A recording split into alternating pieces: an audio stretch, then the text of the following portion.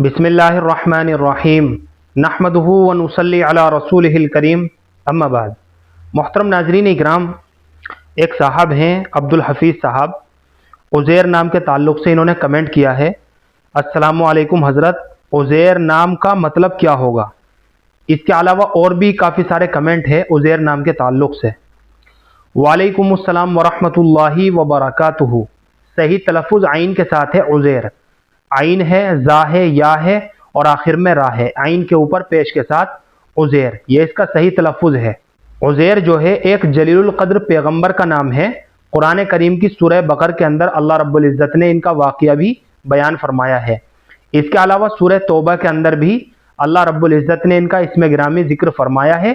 लिहाजा बच्चे का उज़ैर नाम रखना दुरुस्त ही नहीं बल्कि बाइसे बरकत भी होगा। इसके अलावा गूगल पर कुछ गैर मोतबर वेबसाइटें हैं, उन वेबसाइटों पर उज़ैर नाम के ताल्लुक़ से लिख रखा है कि उज़ैर जो है ये अरबी ज़बान का नाम है और इसके माना है नावाकिफ़, यानी बहाना बनाने वाला।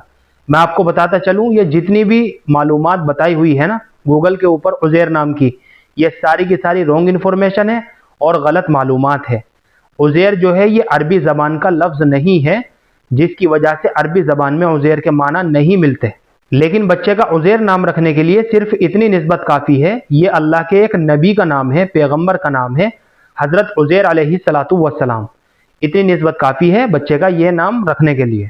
और जहाँ अम्बिया, सहाबा और सहाबियात और अज़वाज मुताहिरात के मुबारक नाम आते हैं, वहाँ माना जानने की बिल्कुल भी ज़रूरत नहीं होती है। उनका नाम होना ही निस्बत और बरकत के लिए काफ़ी होता है। तो बच्चे का हम बिला डाउट और बिला तरद्दुद उज़ैर नाम रख सकते हैं, इसके माना जानने की बिल्कुल भी ज़रूरत नहीं है। मुझे उम्मीद है कि आपको अच्छी तरह समझ में आ गया होगा। अल्लाह हम सबको सुन्नत और शरीयत पर पाबंद फरमाए। फ़क़त वल्लाहु आलम।